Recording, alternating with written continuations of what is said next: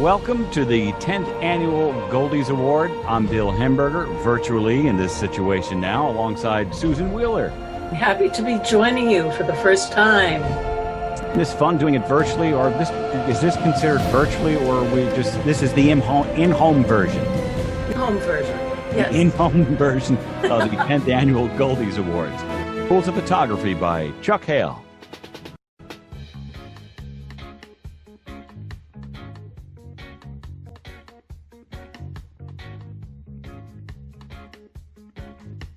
The rules of photography, according to Chuck Hale. Rule number 1, there is no such thing as taking too many pictures. You cannot get rid of what you don't have.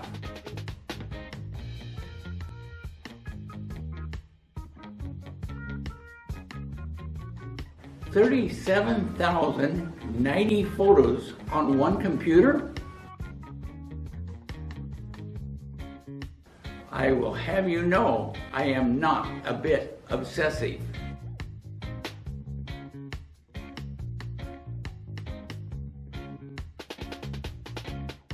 Rule number 2, find the perfect shot and take it.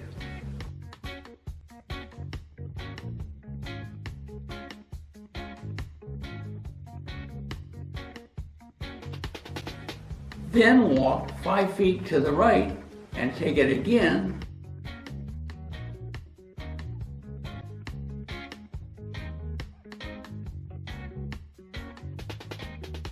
Then walk 10 feet to the left and take it again.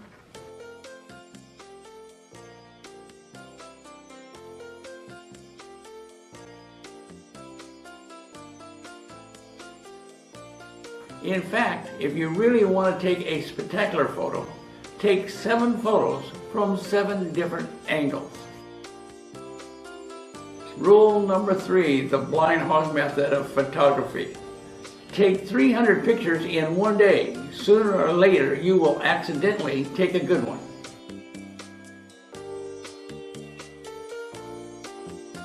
Rule number 4, really important photos. The importance of a photo is directly proportional to the number of telephone wires that will be in the way.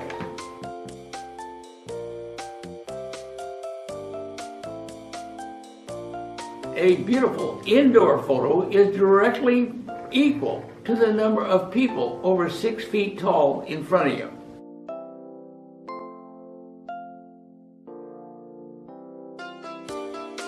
Rule number 5, the cost of digital photography is free. If you discount the cost of computer, $700, camera case, $600, tripod, $25, video editing software, $100, and SD cards, $18. So, after an outlay of $1,443, digital photography is free. Rule number 6, photographs should really tell a story. Golfer's Memorial.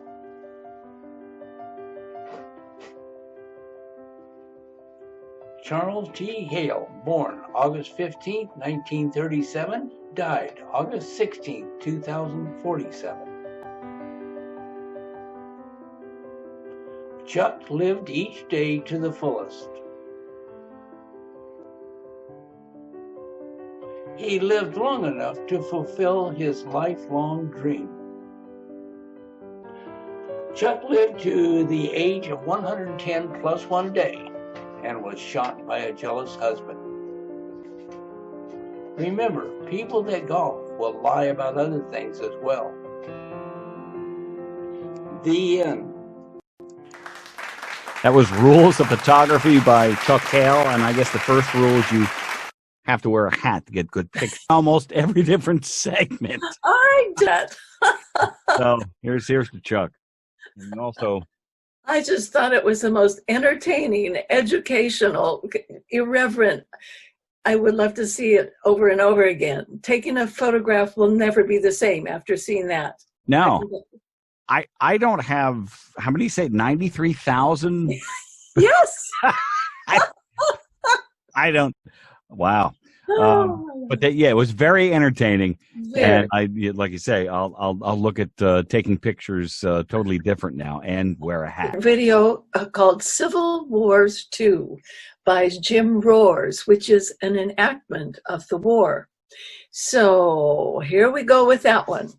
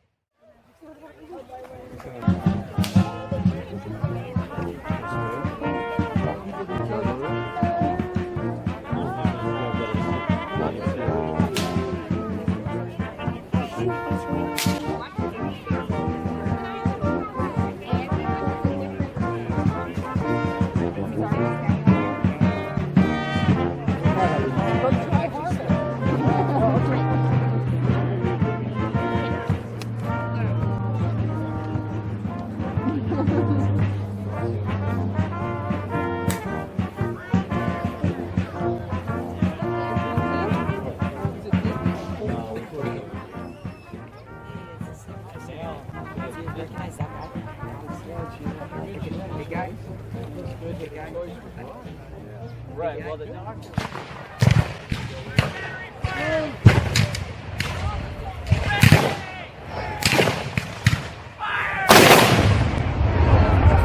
Forward at the double quick.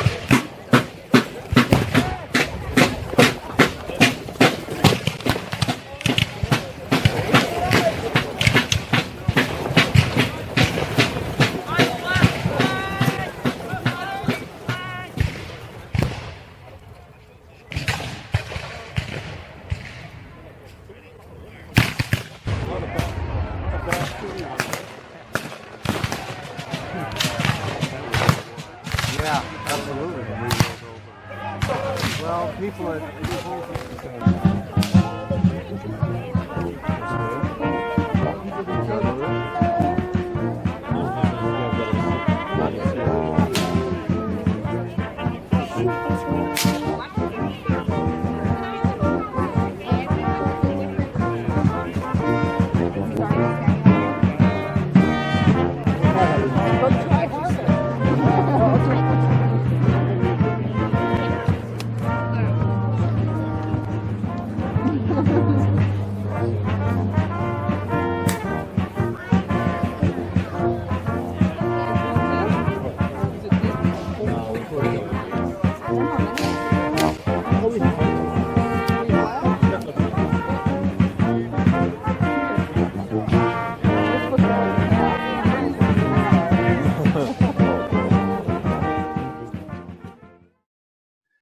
It's Jim Roars. He does a lot of work with some handheld camera. He does a lot of bands. But the first thing, I've been to a lot of battlefields in Atlanta where there were a lot of Civil War battles took place. And that's what it reminded me of. It was some of the places in Atlanta. But I don't think he videotaped that in Atlanta. Did he? No, it was here in California. That's what makes me wonder where it was videotaped. And yeah, I've heard of reenactments, but I've never seen one. This was just quite impressive. What a cast of characters there. It is a lot of people they rounded up for that. But yeah, the videos showed the like a slideshow almost, but with videos of what really goes on at one of these reenactments, which I've never gone to, which actually now makes me think maybe I should go one of these things. I know it. I know. With the uniforms and all of that, it would be interesting to actually go to one of those. But I guess these are things that people do every year. Okay. Susan, that means that by this time next year, we're going to a Civil War enactment. We'll be there. Yes. We'll be in uniform. Okay, up next, always a favorite at these awards, Wolfgang Cutter and his 4 Minutes in Paradise. You'll really enjoy that.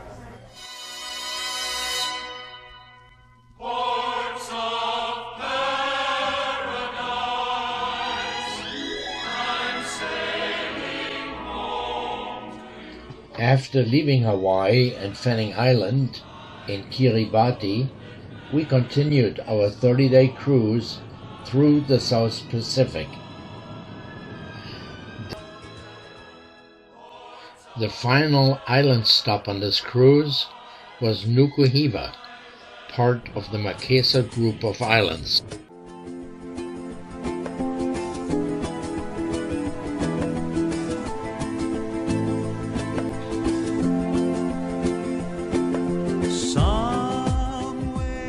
Here, the entrance to the beautiful Kaiohae Bay where the ship anchored.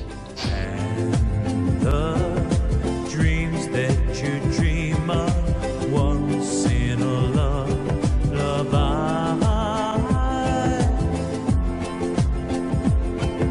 Somewhere over the rainbow, bluebirds fly. The last time taking a tender to an island.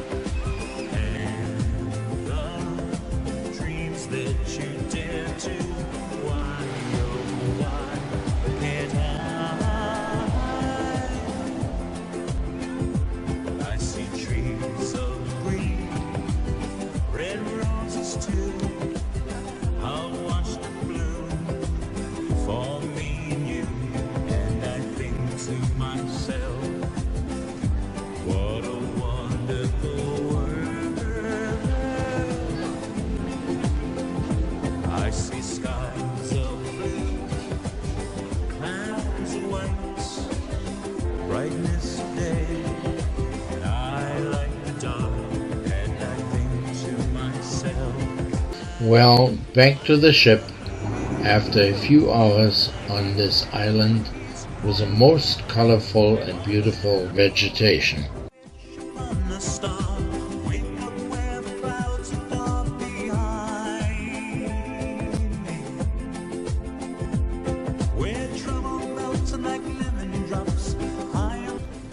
It's time to leave Nukuhiva, enjoy a few days at sea, and head back to San Diego.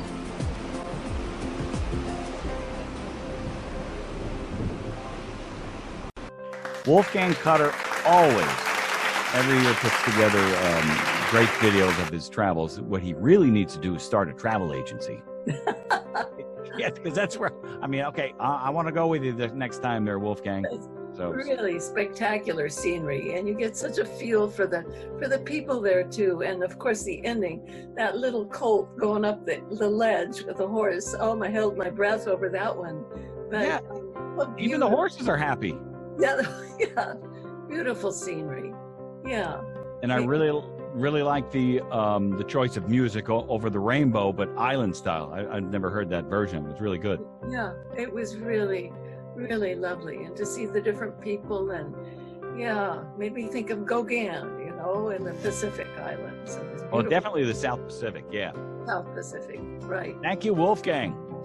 Yes, that was fabulous. Well, now you are in for a very... Susan, can I interrupt you 1 second? Oh, sure. I just want the people who are listening, if the grandkids are in the room, because I've seen part of this video, you may want to put them off to the side a little bit. Okay, that fair warning. All right. We were in for a very, very special treat. And this would be the Simply Sexy Cook, done by Dennis Sylvester.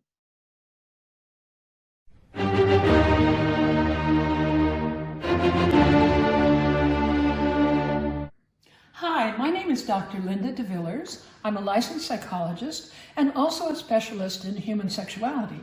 It's been my field for several decades, which is why probably I've called myself Dr. Ruth West from time to time, focusing, of course, on my West Coast roots.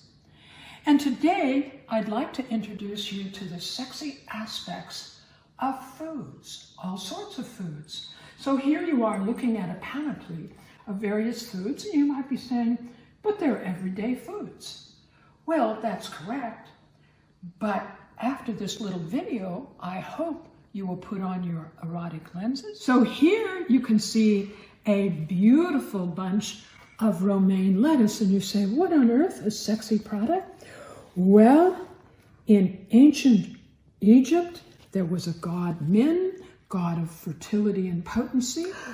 He was regularly associated with romaine.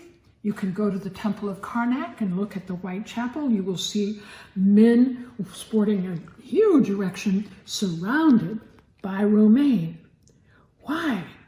Well, because very fresh romaine emits a white, milky substance, evocative of, you know what, don't you? Absolutely. Bring it on, I say. Bring it on. Helps get you pregnant.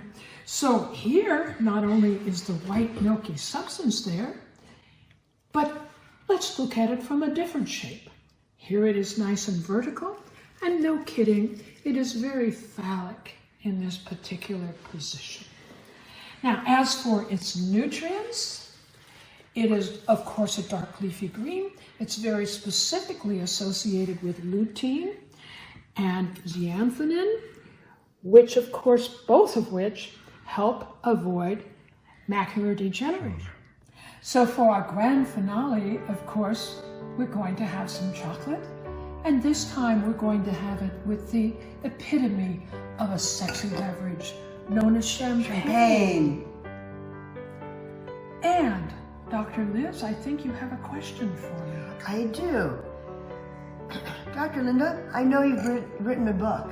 Now, does your book of sexual, sexy, aphrodisiac foods really work? Well, I'll tell you what. Obviously, it's important that you try them out for yourself. I want to leave you with a couple of tips, though.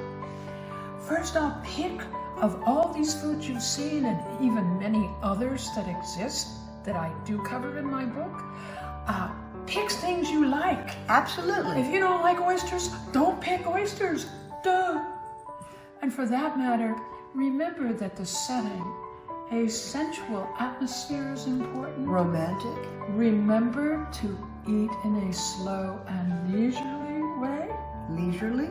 Remember that oftentimes finger foods prove to be the sexiest. Indeed.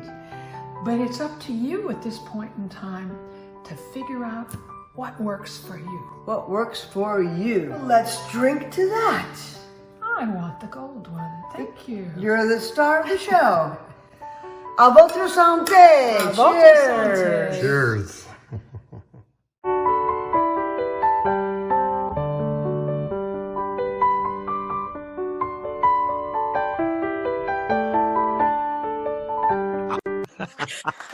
Wow, is right. Romaine lettuce will never look the same to me again. No.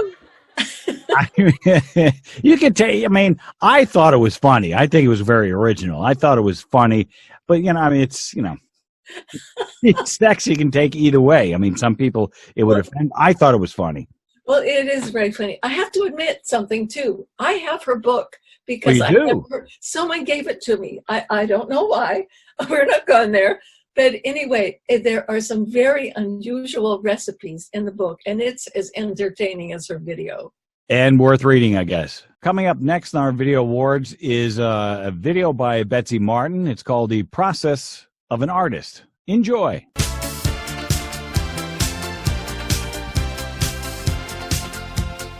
Well, this is an example of my own personal process in creation. I just made this, and when it was finished, I thought, you know, that is the Silk Road. And what I entitled it the Silk Road, although I did not start out to create a Silk Road, is the glaze that looks like silk, cords going around it, and then the faces that are carved in here said to me, well, these are the kinds of people that were met in Marco Polo's Silk Road. So it's that kind of process I go through. I make it and I think, well, that's what it is. So it just comes. It just kind of comes right. Another example of the process that I personally go through. When I finished it, I thought, well, that is the Hall of the Mountain King. The composer is Greek. In it are various faces. And that's just the association I had with it after it was finished. Two pieces that I'm particularly fond of because I created the glazes. I like the way that they relate to each other. I like the faces, expression on the faces. I'm just fond of these two pieces. And what do you call them? I don't know. I haven't called them anything. I haven't thought of a title for them. But one of the things that I've experienced, that I know other artists have experienced, is that when you create something, you're disappointed in it when you first see it, because there's quite a gap between the idea you had and what the creation is at the end. It's after you put them away for a number of years and you look at them with a fresh eye, you think, hey, that's pretty nice. So that's one of the ways that I keep relating to these old pieces that I had forgotten what I wanted to create, and I look at them with a fresh eye. These are two collages that I worked on maybe 5 or 6 years ago, and they're made out of newspaper, cut out of newspaper, in which I drew the faces on them. As you look at them, you can see that they represent various ethnic women throughout the world from various different kinds of countries. And I worked on them in tandem. It was only when I finished them that I realized that there were only 1 or 2 of them in the entire 2 canvases that were smiling. And so it occurred to me that this is how I experienced their experiences living as women in various countries throughout the world.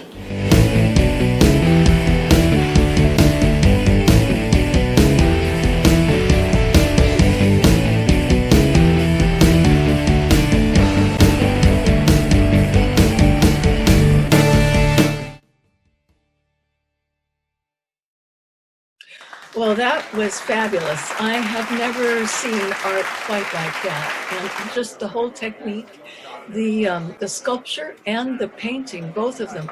I'm not a representational art fan, but so this was very expressive. The technique, the way it was done was just unique with the sculpture and the painting on the newspaper. I've never seen anything like that before. What is it called? What kind of art is it? I'm not an art aficionado. Well, I just said it's non-representational. I mean, it represents something, but it's not like someone is trying to create a copy of photograph. It's a very abstract interpretation of a thought. You said something during the interview that really struck me. Is it happens to me all the time. I mean, either producing audio or video, is you really don't like it when you first see it. You know, always. I mean, for me, I take it, and if I have to finish something, I'll put it away for 24 hours because I don't like it. Right. And I come back and look at it again. I think, okay, it works. And I just thought, okay, that's pretty much a common play for artists. I think you're right. I think that's true.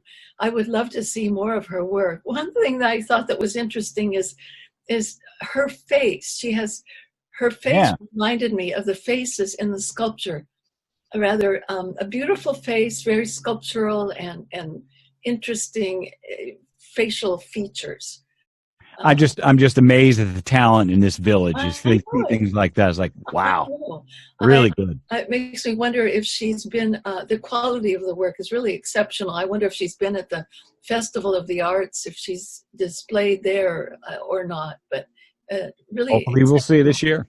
Featured video is called Abraham, Martin, and John, and it's by Stephanie Brasher. So I do hope you enjoy this piece.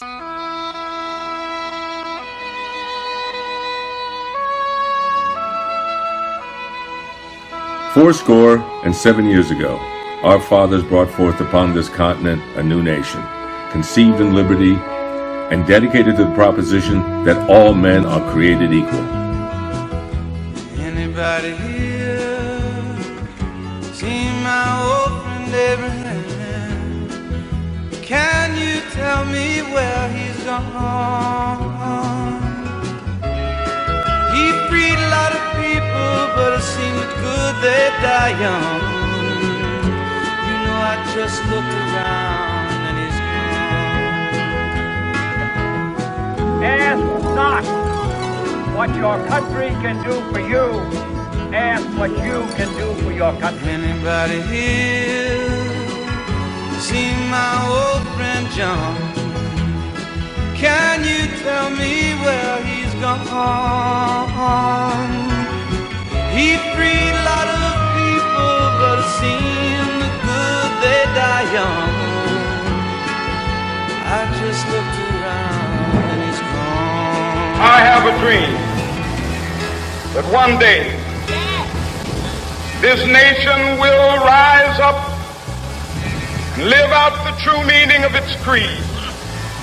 We hold these truths to be self-evident, that all men are created equal. Anybody here seen my old friend Martin? Can you tell me where he's gone? He freed a lot of people, but it seemed good they die young. I just looked round and he's gone. Didn't you love the things that they stood for? Didn't they try to find some good for you and me?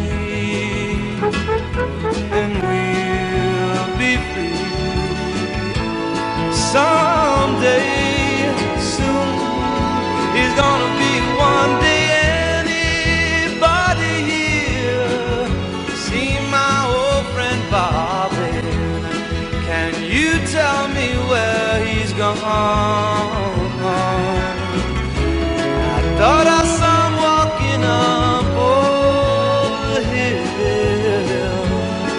Abraham and Martin and John.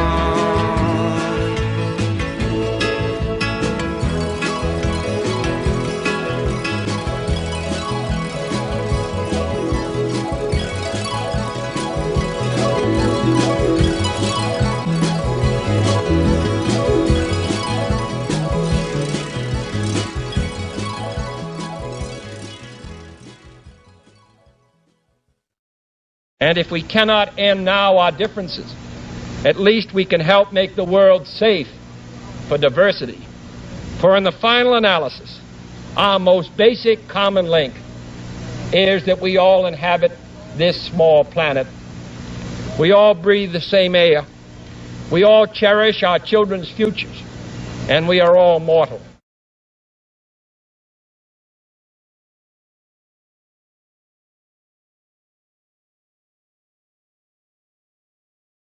Wow, that was really good. I mean, that should be on MTV or VH1. I don't know if they still exist, but that's you take Dion's song and put that to graphic like that.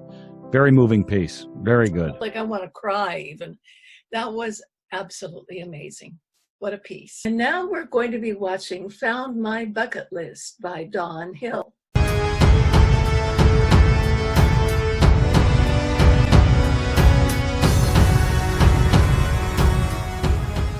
Well, my sister passed away last year, and this was stored in her house as my mom and dad's stuff they had. Let's see what's in there. Oh, my dad's yearbook. June 1927 from high school. Oh, that's going to be good to look at. Oh, my dad's grocery store one. Oh, tin can? Don's bucket list. Oh, I've been looking. I forgot about it. But I looked for years after this was in. This has been in there for probably 60 years. Oh, I'm going to have some coffee. I'm going to come and sit down and I'm going to honor everything in there. Oh, my day. Well, it's time to honor my wishes of 55 years ago, or maybe 50 years ago. So randomly, I'm going to draw a wish.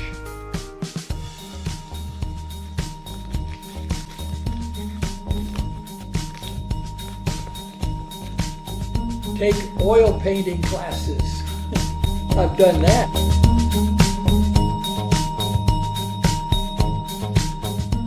Maybe I've done all of these in here.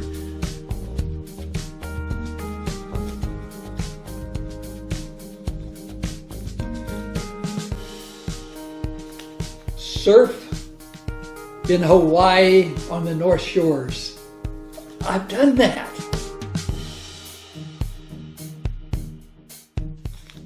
Wow, I think I've done all of these. Spend 2 hours. Spend 2 hours in a cat house. And I'm going to honor it. I'm going to honor it even at my age. Wow.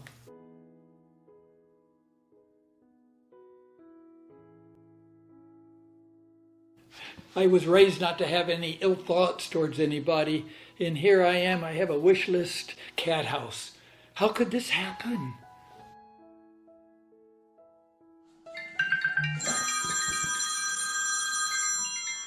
Hello? Hi, Michael. Yes, I'm looking for a cat house. Jim told you?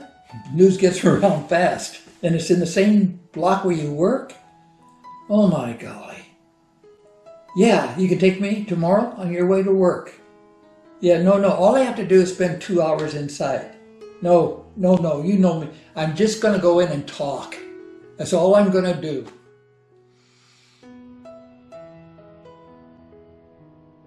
What's a nice girl like you doing in a place like this?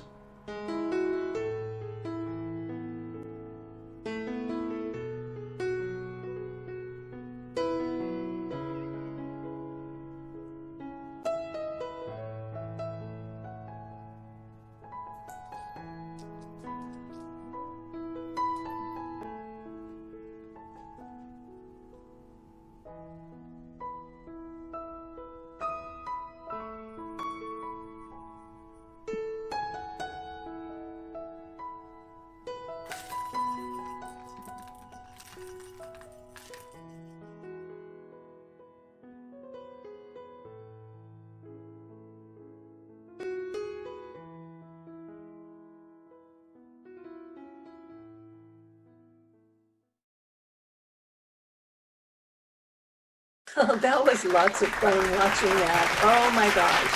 To go through bucket list when we're 20 years old. Well, obviously a cat house doesn't have the same meaning now that it did decades ago, but it was just great fun watching. What are your thoughts, Bill? Don, is what we try to do in the video club and the video one portion of the video club here in Laguna Woods Village is try to give people a sense of how to make really good videos. I'm talking about amateur videos, and Don does it so well. He comes up with a story. He comes up with a beginning, middle, and an end. And it just all works. And it's just a bucket list. I thought it was great. Fabulous. Great stuff. The whole thing, including the bucket. I've never seen a bucket list come out of a real bucket. So with special effects, too. Special effects. From the bottom. That was great. Very clever. It was. Next on the list is a thing called Memories by our own Fred Harshbarger.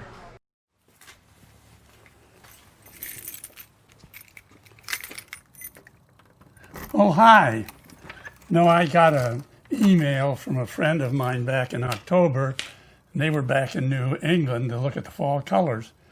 And it got me thinking, when I was younger and stronger and able to travel, I made trips on 3 different years back to Vermont in early October to film the fall colors. I couldn't do that now. You see, I took with me this heavy camera equipment, just more than I can handle now, but I do have memories. You know, I can close my eyes now and picture myself back in the 1980s. I'd grab an overnight red-eye flight from Los Angeles to Boston. I'd arrive Saturday morning early, rent a car, then drive from Boston to Vermont, arriving 3 hours later, tired but exhilarated when I began to see the fall colors. I stopped at the first great colors I saw, got out my camera and set it up. I was shooting with a big 4x5 field camera. It took a long time to set it up. I won't bore you with explaining all the steps necessary to set it up. This shot is well known to Vermont photographers.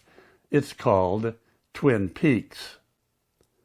Then it was on to my next shot, a place known as the Sugar House. I had to change the film holders each time I took a single shot. Time-consuming. I planned my day's shooting based on when the sun would be best for each location, for each picture. This is another famous photographic location. It's called the Jenny Farm. Now, Saturday night was always a problem for me because I never made reservations in advance. And this was the height of the fall colors. Tourists had all the rooms reserved long before I got there. One year, a hotel took pity on me and let me use a cot in their janitor's room overnight. Several times I had to sleep in my car. Looking back on it, I sure couldn't do that now. There were times when there were no good fall color shots available with the sun in its position. So then I'd concentrate on taking pictures of covered bridges. Vermont has over 100 covered bridges.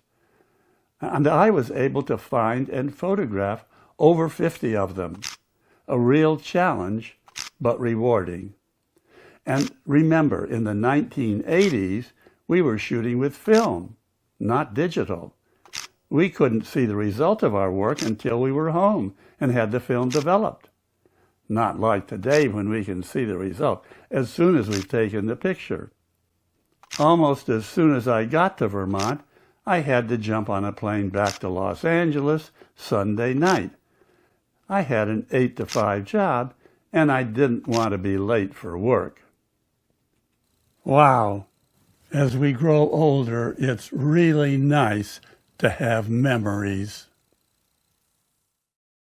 Oh, I would just say, oh my, that was a beautiful, colorful, and very entertaining walk down memory lane. It made me feel like I was right in Vermont with that fabulous color, and he so carefully put together, inserted himself into the previous trips. It was very cleverly done.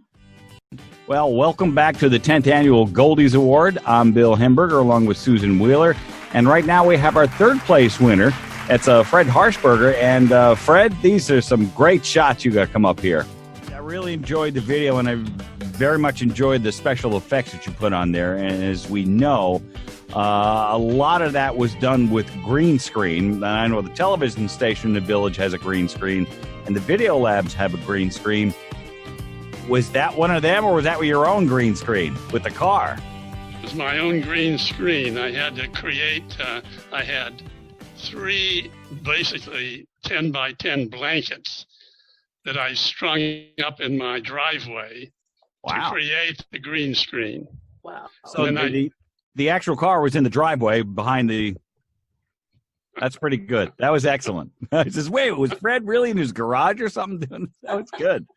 Well, I don't know much about the technicalities of all of this, but I do know those were just stunning images of Vermont, and I think you should go to work for the Vermont Chamber of Commerce and sell it to them. It was spectacular, really spectacular.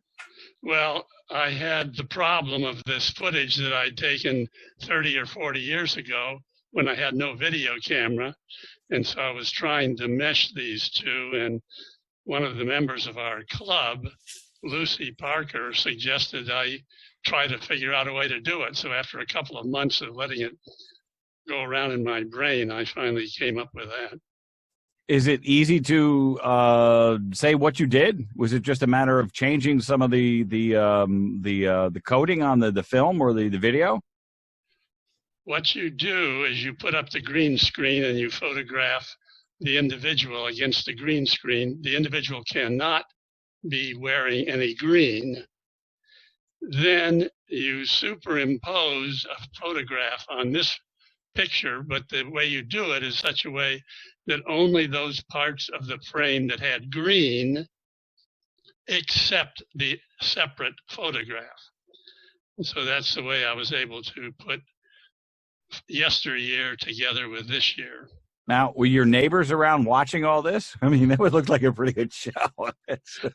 I did have a few come up and ask what was going on.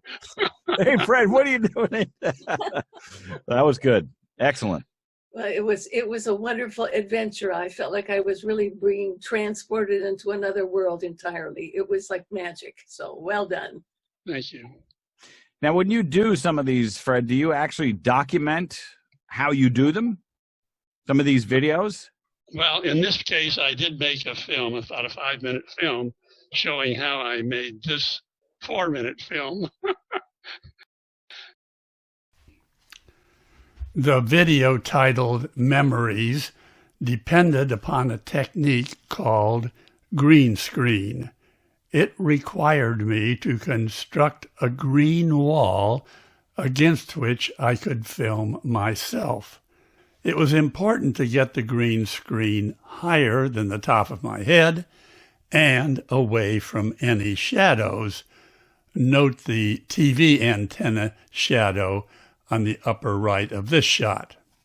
Also, it was important to have the material stretched tight so there was no variation in color. It was hard to find a place to put the wall totally in the sun. The trick is select the exact green color of the wall and then delete it from the picture. Then replace that with a different visual. Now, it was important to avoid holes in the green screen. The second visual, will only be displayed where there was green. It was also important not to allow any shadows to fall on the green screen. When you put the second visual in, the shadow will appear, destroying the effect. Now, the video titled Memories made use of stills I had shot at several different times of day and when the sun came from various sides of the camera, left and right. So I had to set up a green screen for each of these cases at various times of the day and in different orientations. I spent 3 or 4 days setting up and taking down the green screen in various locations. I did this photography last December. There were very few sunny days without wind. Of course, I had to do the usual white balance, focusing, and exposure controls. In many cases, I didn't have to green screen the entire frame. If I wasn't going to appear in the left half, for example, I could put a mask on the left half and that way cover the entire frame with the still picture. My toughest shot was when I wanted to drive my car into the picture. I had to erect 3 sections of my green screen. Now, this was the first time I'd put a green screen up, and I made some mistakes. I was pretty careless about allowing holes in the green screen. In order to fill that hole, I added the hole to the mask. But when I walked through the mask, it was obvious. There are lots of detailed problems when you're using the green screen technique. But when it's done right, you can accomplish some amazing things.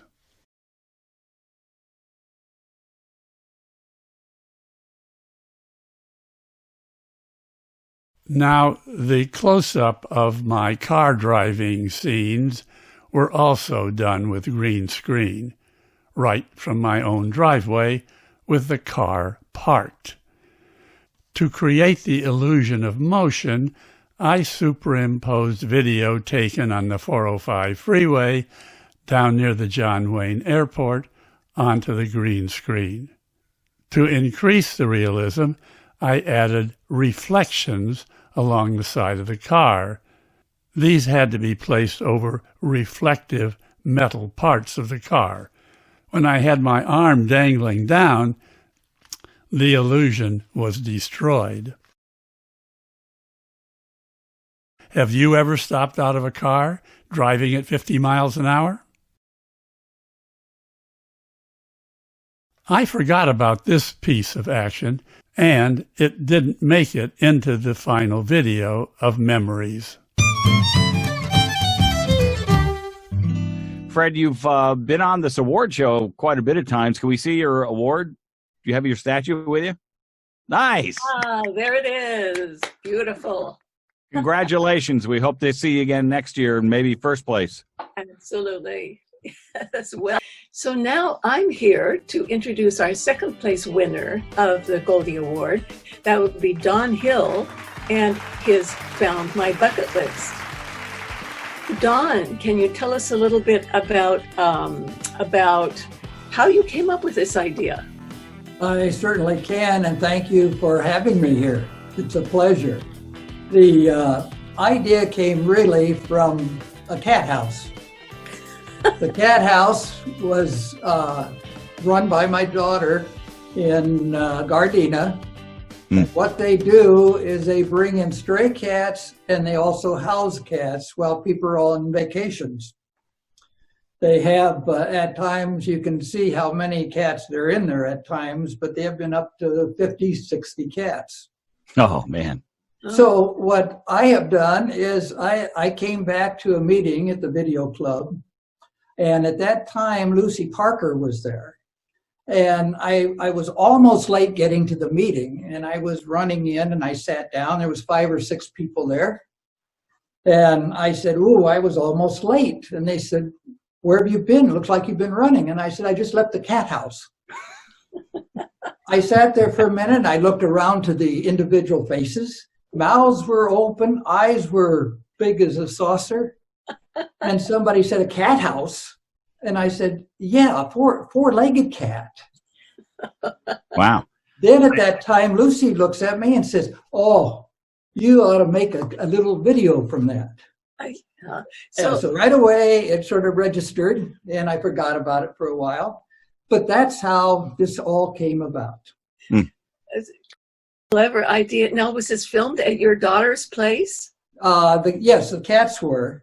Oh, I went in, I sat down with them. I spent 2 days.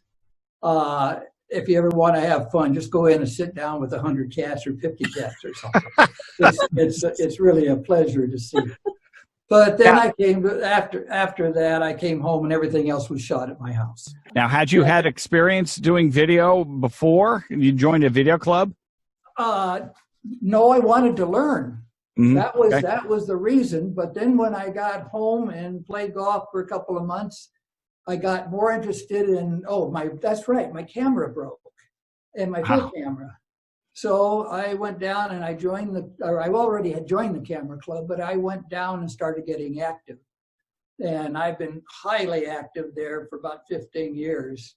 Did a lot of teaching, a lot of instruction work on Photoshop, different things. All as a hobby, though. This is strictly a hobby for me. My wife passed away a year and a half ago, and I decided I'm tired of carrying heavy cameras around.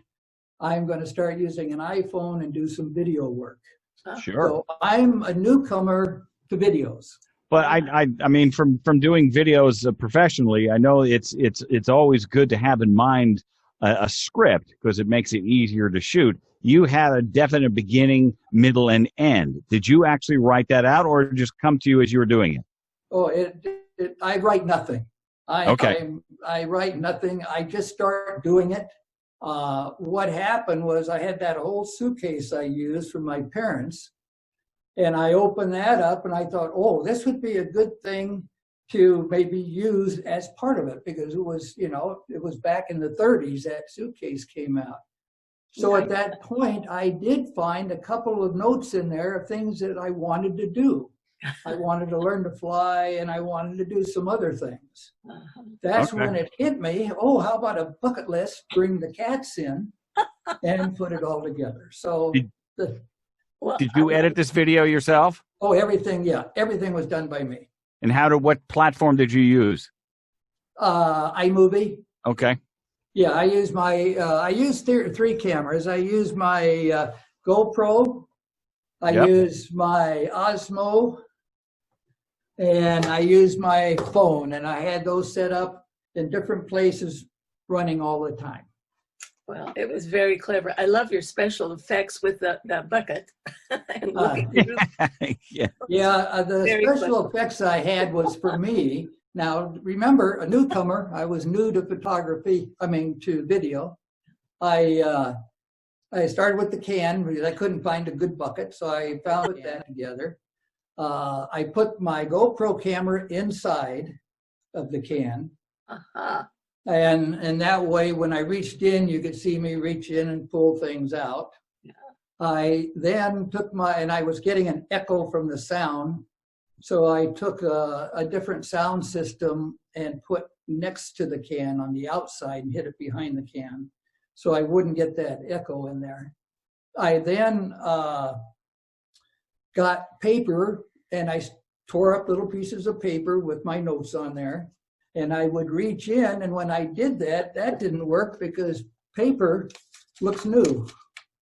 So I got paper. I got paper. I put it in coffee for 4 days, soaked it, put it in the microwave for a couple of days. Wow. Well, I mean, not a couple of days, but a couple of different times in the microwave. Then I went out, put it on the concrete, took my car back over it a few times. And that was what I used for old notes, because these were supposed to be old in the bucket.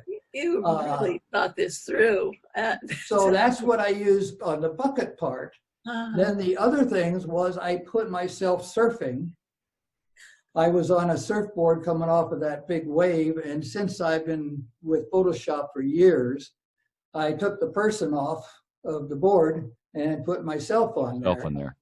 And for myself, I went out into my patio and put my camera on a tripod and did these poses, and I put that together. That was my surfboard. And then when I was an artist the other time, that was one of my wishes. So I went down and bought some art things, paints, and an art board to hold in my hand so I could have some paint on that. And congratulations again on your second place win. Great job. Thank you so much, and I must say I am proud of it. Welcome back to the 10th Annual Goldies Awards, and we have with us our first place winner, And that's Stephanie Brasher. She's not able to make it today. And the first question I want to ask is what inspired her to make this video? Well, Stephanie did give us some answers and for these questions, and I can read you what she sent to us. She said that she was inspired to make this movie after watching a music video on YouTube.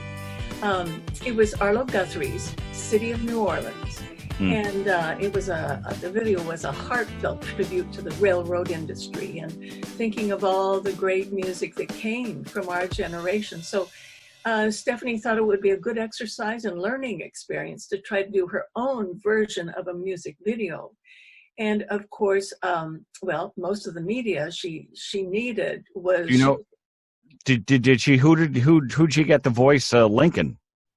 The voice of Lincoln was recorded by her friend Angelo Allen. Okay, yeah, I know Angelo. Okay, who has a very impressive voice. He's got one of these deep voices. Yes, indeed. And of course, the media that she needed was easily available online. And she picked the quotes just because of our current political situation that we're going through right now. And of course, the song Abraham, Martin, and John was, well, it was written as a response to Martin Luther King and Robert. It was a 60s song. It's a 60s song, yes, in 1968. Made popular by Dion. Dion, yep. A little bit of trivia here. But anyway, and she wanted to end it with the American flag video that was symbolic, and it's a battered American flag coming together. And I know on the technical side that she created this with iMovie. A lot of people are using the iMovie on the Mac to create it. And it's very, very well done, and that's why she got the first place. Oh, and well deserved. Going to wrap up the Goldies Awards, the 10th Annual Goldies Awards. I'm Bill Hemberger and Susan Wheeler. This was your first experience with this. How'd you like it? Well, this was a fabulous experience. I'm new to all of this, and I had no idea there was so much creativity out there behind the cameras. But I just feel honored to be part of this, and I'm excited to see more in the future. It was wonderful working with you, and hopefully we'll do it again next year. I look forward to it.